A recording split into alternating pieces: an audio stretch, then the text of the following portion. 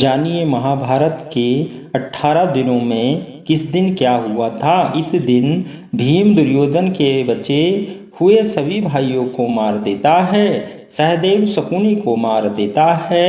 अपनी पराजय मानकर दुर्योधन एक तालाब में छिप जाता है, लेकिन पांडव द्वारा ललकारे जाने पर वह भीम से गदा युद्ध करता है। मार्गशीर्ष शुक्ल 14 को महाभारत युद्ध आरंभ हुआ था, जो लगातार 18 दिनों तक चला था। यह जानिए महाभारत के 18 दिनों में किस दिन क्या हुआ था और युद्ध के क्या नियम थे। दोस्तों, आप देख रहे हैं वीर महाकाल दरबार चैनल। वीडियो को लाइक करें और चैनल को सब्सक्राइब जरूर करें, साथ ही साथ बेल आइकन घंटी दबाना बिल्कुल ना भूलें।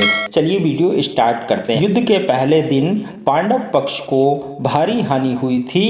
विराट नरेश के पुत्र उत्तर और श्वेत को शल्य और भीम ने मार दिया था। भीम ने पांडवों के कई सैनिकों का वध कर दिया था। ये दिन कौरवों के लिए उत्साह बढ़ाने वाला और पांडवों के लिए निराशाजनक था। दूसरे दिन पांडवों को अधिक नुकसान नहीं हुआ था। द्रोणाचार्य ने धृष्टद्युम्न को कई बार हराया। भीम ने अर्जुन को और श्री कृष्ण को कई बार घायल किया।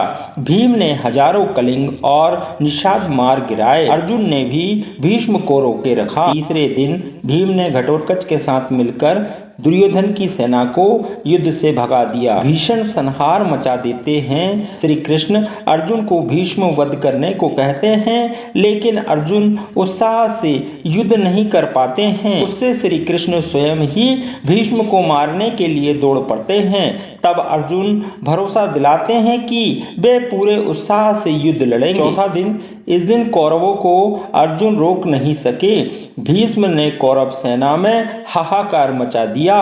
दुर्योधन ने अपनी गज सेना भीम को मारने के लिए भेजी, लेकिन घटोत्कच के साथ मिलकर भीम ने उन सबको मार दिया। भीष्म से अर्जुन और भीम का भयंकर युद्ध हुआ। पांचवा दिन, युद्ध के 5वें दिन भीष्म ने पांडव सेना में खलबली मचा दी।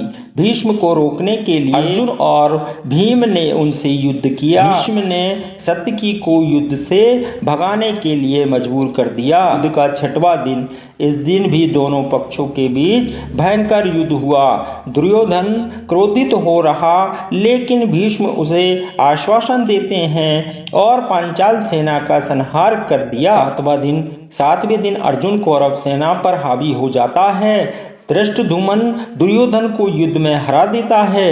अर्जुन का पुत्र इरावानविद और अनुविद को हरा देता है। दिन के अंत में भीष्म पांडव सेना पर हावी हो जाते हैं। 8वें दिन भी भीष्म पांडव सेना पर हावी रहते हैं। भीष्म धृष्टराज के 8 पुत्रों का वध कर देता है।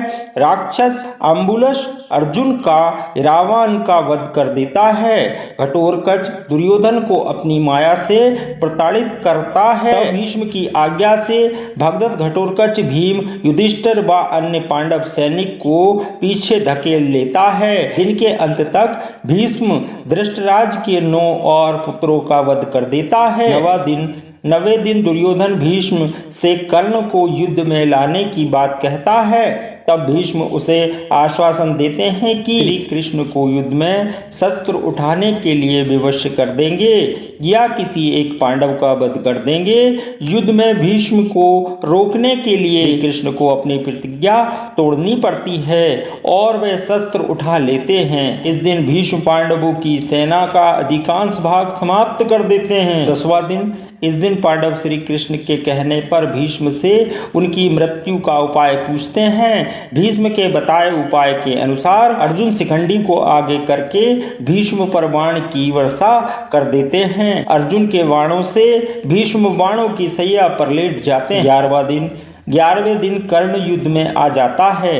कर्ण के कहने पर द्रोणाचार्य को सेनापति बनाया जाता है। दुर्योधन और शकुनी द्रोण से कहते हैं कि युधिष्ठिर को बंदी बना लेंगे तो युद्ध समाप्त हो जाएगा। दुर्योधन की योजना अर्जुन पूरी नहीं होने देता है। कर्ण भी पांडव सेना का भारी संहार करता है। 12वां दिन, युधिष्ठिर को बंदी बनाने के लिए शकुनी और दुर्योधन युधिष्ठिर से काफी दूर भेजने में कामयाब हो जाते हैं, लेकिन अर्जुन समय पर पहुंचकर युधिष्ठिर को बंदी बनने से बचा लेते हैं। 13वां दिन।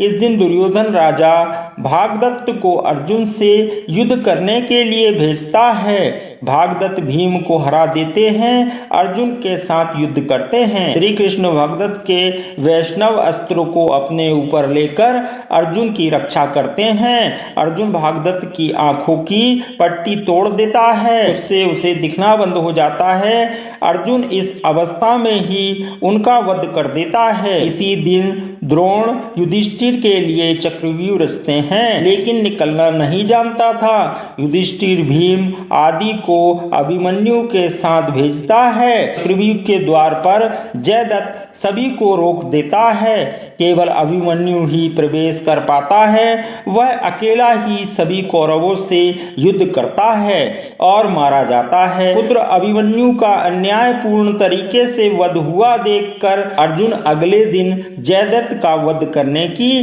प्रतिज्ञा ले लेता है और ऐसा न कर पाने पर अग्नि समाधि लेने को कहता है। 14वां दिन। अर्जुन की अग्नि समाधि वाली बात सुनकर कौरव जयद्रथ को बचाने योजना बनाते हैं। द्रोण जयद्रथ को बचाने के लिए उसे सेना के पिछले भाग में छिपा लेते हैं, लेकिन श्री कृष्ण द्वारा किए गए सूर्य अस्त के कारण जयद्रथ बाहर आ जाता है और अर्जुन वध कर देता है। इसी दिन द्रोण द्रुपद और विराट को मार देते हैं। 15वां दिन। इस दिन पांडव छल से द्रोणाचार्य को अश्वत्थामा की मृत्यु का विश्वास दिला देते हैं, जिससे निराश हो द्रोण समाधि ले लेते हैं। इस दशा में धृष्टद्युम्न द्रोण का सिर काट कर वध कर देता है। 16वां दिन। इस दिन कर्ण को कौरव सेनापति बनाया जाता है। इस दिन वह पांडव सेना का भयंकर संहार करता है।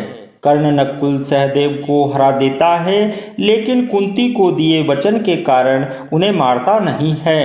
भीम दुशासन का वध कर देता है और उसकी छाती का रक्त पीता है। 17वां दिन। 17वें दिन कर्ण भीम और युधिष्ठिर को हरा देता है, लेकिन कुंती को दिए वचन के कारण उन्हें मारता नहीं है। युद्ध में कर्ण के रथ का पहिया भूमि में धंस जाता है। तब कर्ण पहिया निकालने के लिए नीचे उतरता है और उसी समय श्री कृष्ण के कहने पर अर्जुन कर्ण का वध कर देता है।